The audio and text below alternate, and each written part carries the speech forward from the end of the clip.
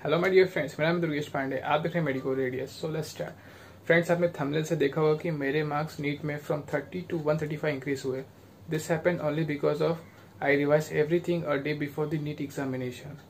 तो मैंने रिवीजन कैसे किया, इसकी स्ट्रेटेजी मैंने इस वीडियो में बताई है। So please watch this video till in end adjust the speed of video according to yourself, क्योंकि मैंने थोड़ी स्पीड बढ़ाई है वीडियो की ताकि ज्यादा इन्फॉर्मेशन मैं कम पीरियड में आपको दे पाऊँ। So please adjust the speed and let's start making. So hello friends, इस वीडियो में हम देखेंगे सारे नोट्स को एक एक करके डिस्कस करेंगे, जिससे आपका नीट प्रिपरेशन अच्छे से बूस्टअप हो जाएगा। So please watch this video till end for your NEET examination. First current की बात करेंगे तो करंट में आप प्रॉब्लम्स देखते हैं कि एक सर्किट में करंट आई फ्लो करता है जो बाद में I1 एंड I2 के टर्म्स में डिवाइड होता है।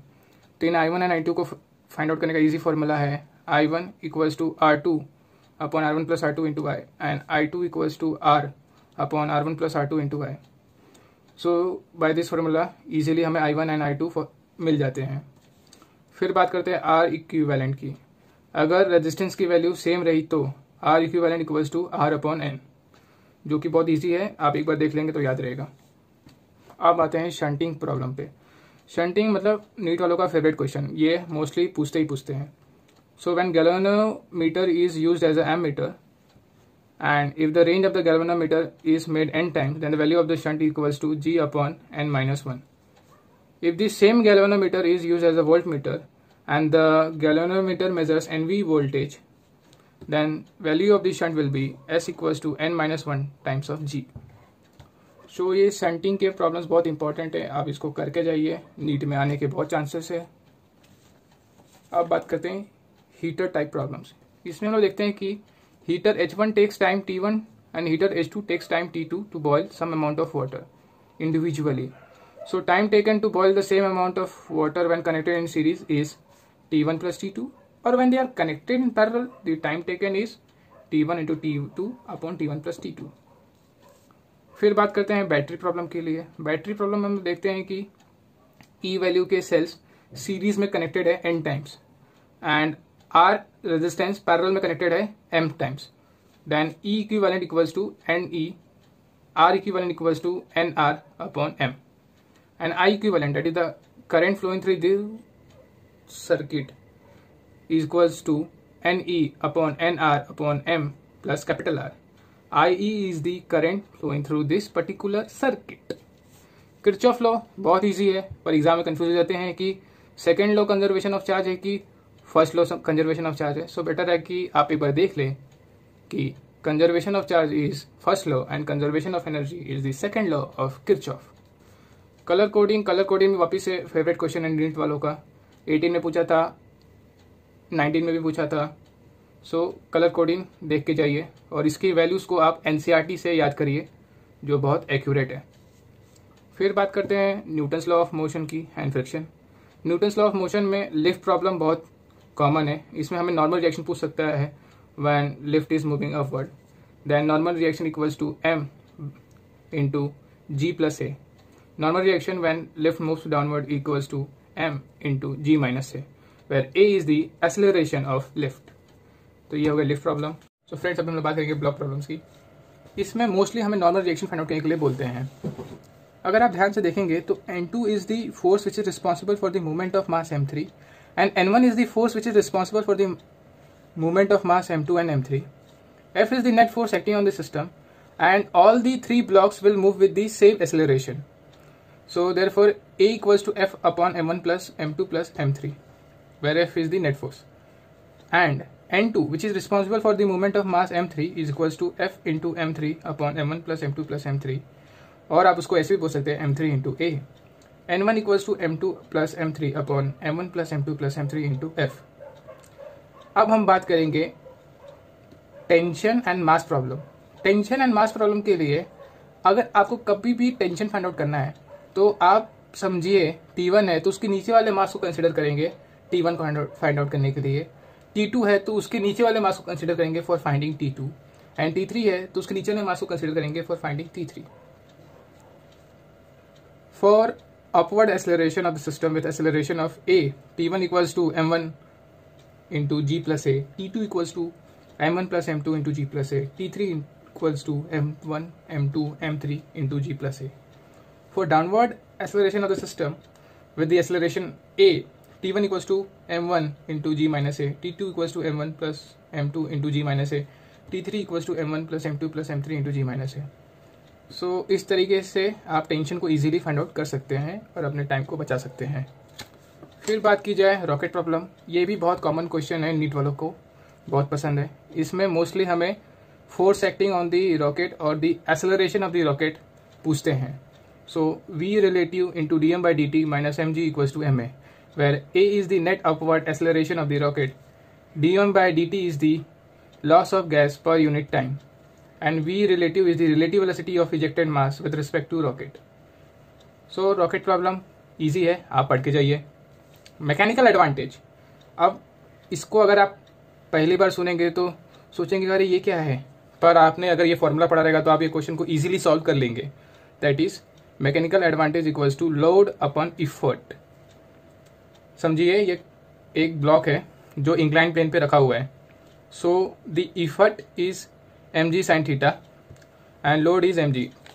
Then mechanical advantage is mg upon mg sin theta equals to 1 upon sin theta.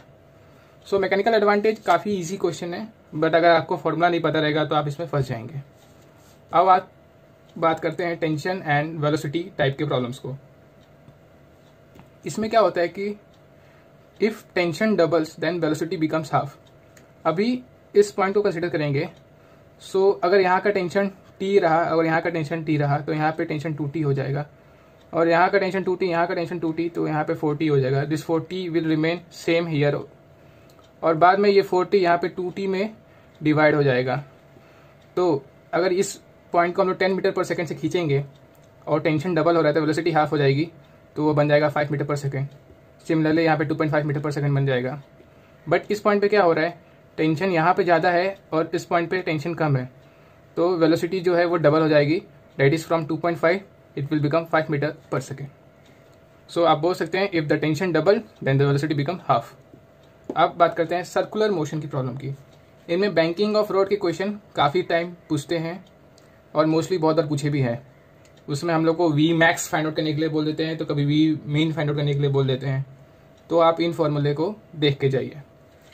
और वेलोसिटी का वेक्टर फॉर्म में रिलेशन ईजी है, बट एग्जाम में रिकॉल करते टाइम कभी कभी डिफिकल्टी होती है, तो आप उसे देख लें कि v equals to vector of angular velocity into vector of radius.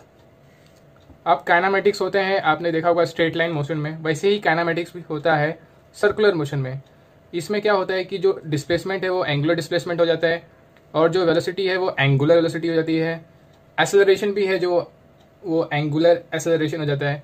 So theta equals to omega naught into T plus half alpha T square, where omega naught is the initial velocity and omega F is the final velocity. Formula है omega F square equals to omega naught square plus 2 alpha. उसके बाद death well problem है. इनमें हमें mu को find out करना रहता है to balance the M G, and for finding mu we have to find the N, that is the normal reaction. So normal reaction equals to M V square upon R. उसके बाद बात करते हैं C O M की, that is the centre of mass. Centre of mass with respect to mass m1 is r1 equals to m2 into d upon m1 plus m2. Center of mass with respect to mass m2 is r2 equals to m1 into d upon m1 plus m2. General formula of the center of mass equals to m1 r1 plus m2 r2 plus m3 r3 upon m1 m2 and m3. ये सब vector form में हैं. और आपको पता होगा linear collision को solve करना इजी है, बट ओब्लिक कोलिजन को सॉल्व करना क्वाइट डिफिकल्ट. सो इनको सॉल्व करने का बेसिक एंड सबसे अच्छा तरीका है कि final velocity should be in the direction of initial velocity. So m1 u1 plus m2 u2 equals to m1 v1 cos theta 1 m2 v2 cos theta 2. And now ball bouncing problem. इनमें हमें velocity को, height को और time को nth bound में find out करना रहता है. तो ये सारे फॉर्मूले हैं वेलोसिटी के, हाइट के एंड टाइम के, where h is the initial height of dropping and t equals to time taken to cover h distance, that is the initial distance. Now we will see some theory questions. Momentum conserved in all type of collision. Total energy remain constant or conserve in all type of collision. Only conservative force work in elastic collision. So in theory को भी पढ़ना जरूरी है, इस पे direct question पूछ सकते हैं और आपको क्विकली सॉल्व करना होता है. नाउ चेन पुलिंग प्रॉब्लम, इसमें हम लोग देखते हैं कि work done in moving 1/8 part of the chain above the table is equals to mgl/2n². अगर आपको ये फॉर्मूला डायरेक्टली पता है तो आपका बहुत ज़्यादा टाइम बच जाएगा in solving the NEET paper और आप फिजिक्स के डिफिकल्ट क्वेश्चन सॉल्व कर पाएंगे. Next, work done in vector form f equals to X I plus Y J, w equals to x into D X plus Y into D Y for point A to B 0 to 1 0 to 1. Another sub theory question, equilibrium. Change in energy upon change in distance is less than 0, then equilibrium is stable. Change in energy upon change in distance is more than 0, then equilibrium is unstable. Change in energy upon change in distance is equals to 0, then equilibrium is neutral. So these are the three types of equilibrium. This can be asked in NEET theory question. और आपने notice भी किया होगा कि Elon के test में या फिर आकाश के टेस्ट में ऐसे क्वेश्चन आए होंगे. उसके अलावा स्प्रिंग ब्लॉक प्रॉब्लम, इनमें at equilibrium Ks equals to mg, मतलब force due to spring will balance the weight acting on this spring, that is Kx equals to mg, and at maximum extension mg x max equals to half kx square m max, that is maximum extension will get stored in the form of energy of spring. So these are the spring block problem, some theory, chain pulling problems. Now we will go to gravitation. Friends, नीट में gravitation से mostly question पूछते ही पूछते हैं and उसमें भी escape velocity उनका फेवरेट क्वेश्चन है. So the formula of the escape velocity should be remembered. The relationship between the escape velocity, that is equals to √2 into v0, should be remembered. Time period of the satellite, that is t equals to 2 pi square root of r cube by gm, where r is the distance of the satellite from the center of the planet. What is weightless condition? And in weightless condition the apparent weight becomes 0. Formula of the apparent weight, which is equals to m into gh minus a, where gh is the acceleration due to gravity at height h and a equals to v0 square upon r, where v0 is the orbital velocity at height h. अब आपने बहुत time notice किया हो कि अर्थ का volume n times बढ़ा देते हैं, n टाइम्स डिक्रीज कर देते हैं. तो उस टाइम पे relation between force and radius is force is inversely proportional to r to the power n and time is directly proportional to r to the power of n plus 1 by 2.